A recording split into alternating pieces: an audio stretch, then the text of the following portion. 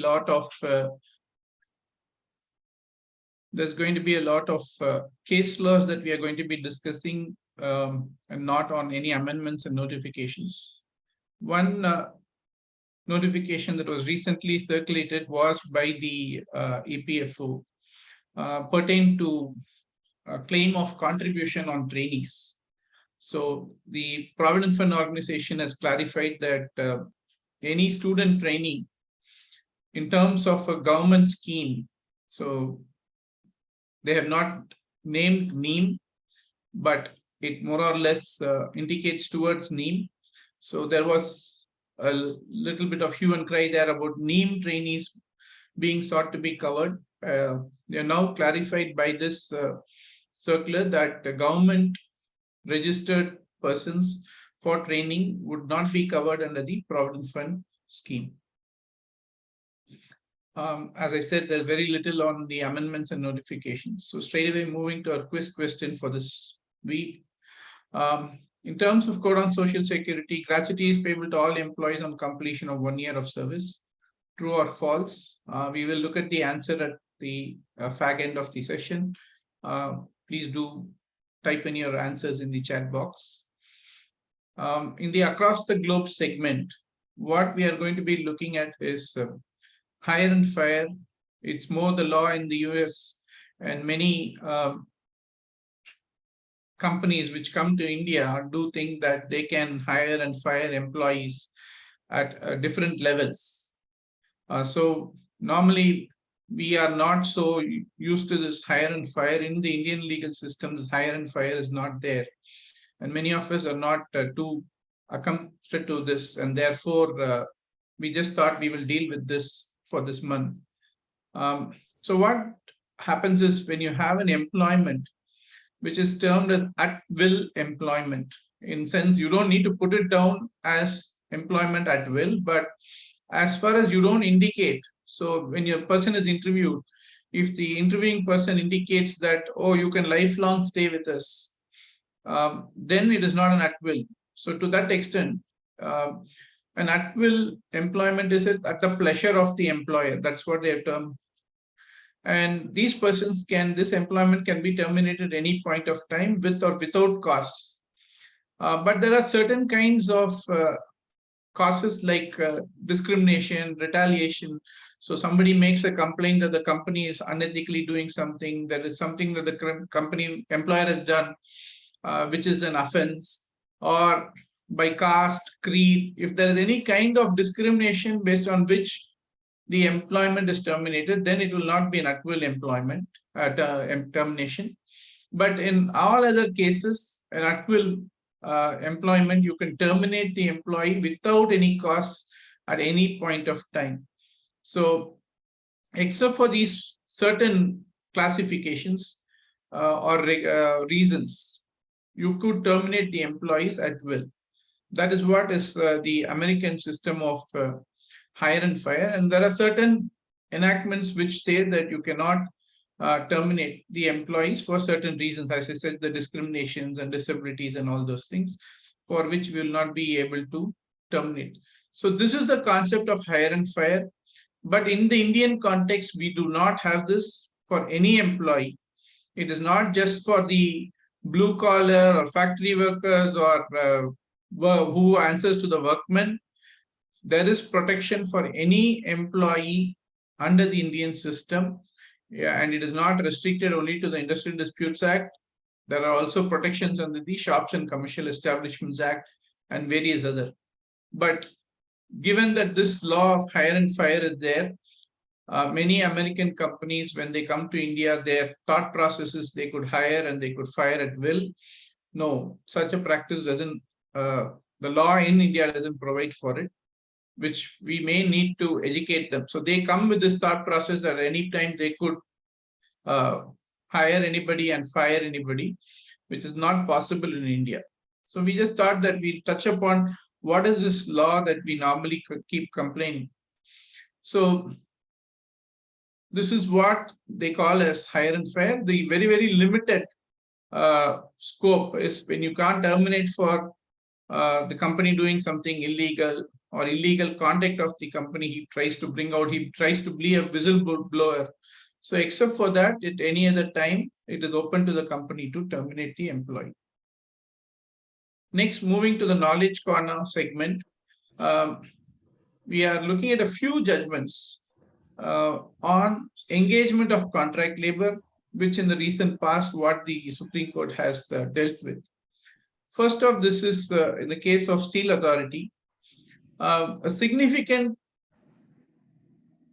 observation in this judgment is, let us assume that if a principal employer were to violate the provisions of the Contract Labor Act and engage an employee, for instance, let's assume you have license to do a particular activity, but the contract labor has been used to do some other activity. For instance, if you have a license or registration to use a contractor in a canteen, but the same contractor also provides some other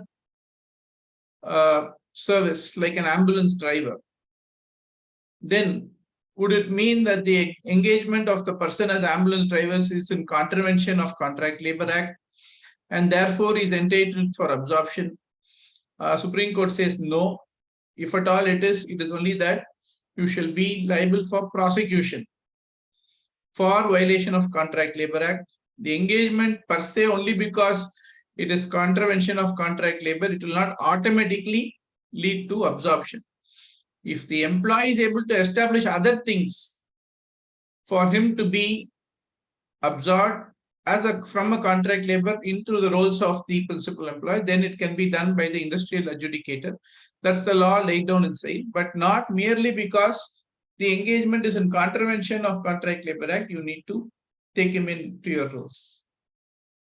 So this is the judgment in ISPAT sales case. This is the latest judgment in 2019 7 SEC 440.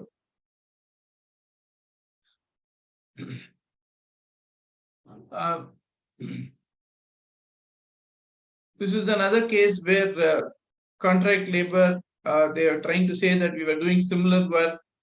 We were under the supervision of the principal employer and the fixation of wages and etc. And they should also be treated as principal employer. The same was negative by the Supreme Court in this case as well. Airport Authority is slightly older case of 2009. There is a general perception among on engagement of contract labor. What is thought about is that if the principal employer were to supervise the contractor or his labor, then the contract labor can claim permanency with the principal employer. In this case, the Supreme Court held it is inevitable for the principal employer to supervise the contract labor. He will be supervising the contract labor because the work is being carried out under his supervision inside his premises. So merely the fact that he supervised the work of the contract labor alone is not a sufficient reason to seek for absorption. That's the law laid down by the Supreme Court in this case.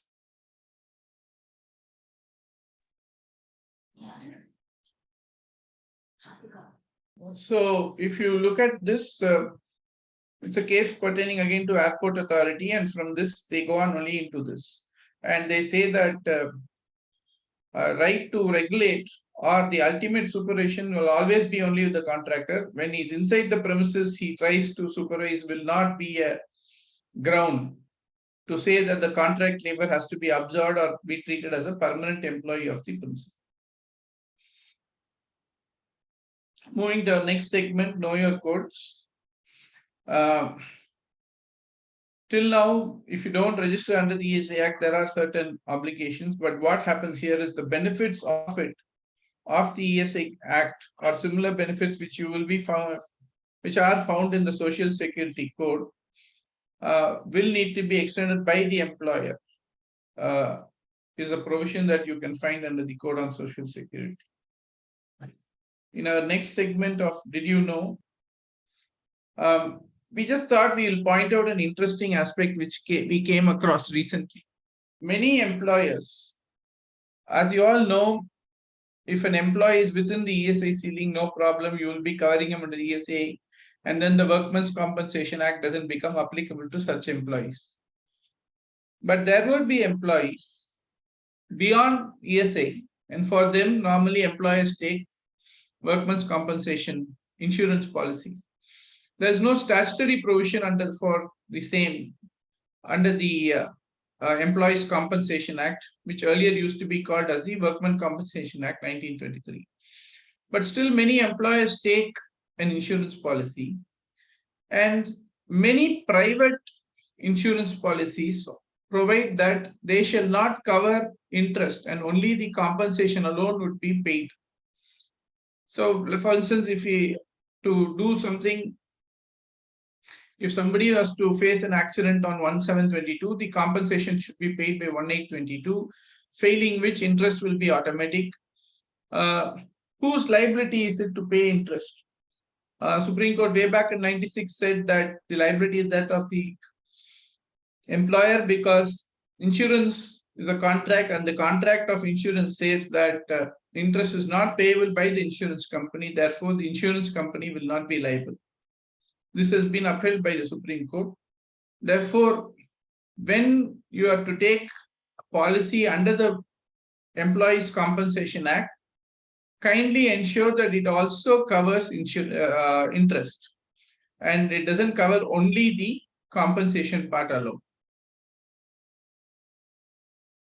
There was a news article on how the finance ministry has requested the government to exempt banks from the provisions of Shops and Establishments Act for various reasons, that they want it to be moved to the state level banking committee SLBC and the shackles removed to the extent that the Shops Act authorities do not have jurisdiction over banks. As you will be seeing that there are various discussions going on with both employers and trade unions by the ministry. They are trying to bring about some consensus and roll out the codes and notify dates. But till date, we don't have a date from when the code is going to get notified. Moving to the case law segment. This is a case where the Mr. Ravi Shankar, the respondent herein, he was a chartered accountant by profession. He had for a period of 8 years worked with State Bank. It was a contractual engagement based on a written agreement. As per the agreement, the first agreement was for a period of 3 years, then it is for a period of 2 years, then followed by another 3 years. In all, it is 8 years in total. The question was whether gratuity was payable to this employee. The Supreme Court has held no, gratuity is not payable to the employee even though he has worked for 8 years. As it is a contractual engagement, the question of payment will not arise.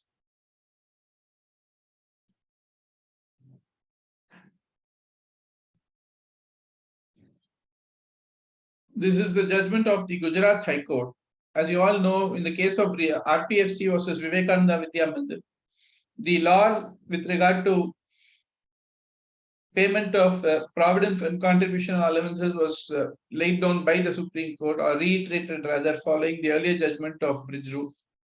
In this case again, the plea of the employer was that allowances which are not universal, uniform, will stand excluded, and that was accepted by the authority.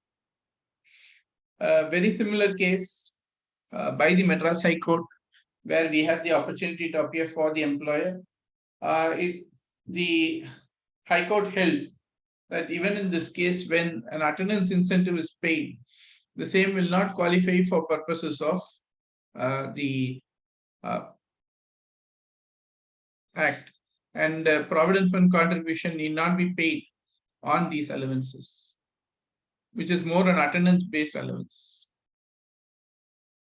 Moving to our next segment, Lex Posh, dealing with Posh. There was a writ petition which was filed, wherein the petitioner said that she was a HR manager. She had given a complaint against the factory manager for as he was not allowing her to perform her ordinary obligations. And she filed a writ petition saying that despite a complaint by her, her employer has not taken any action. The court,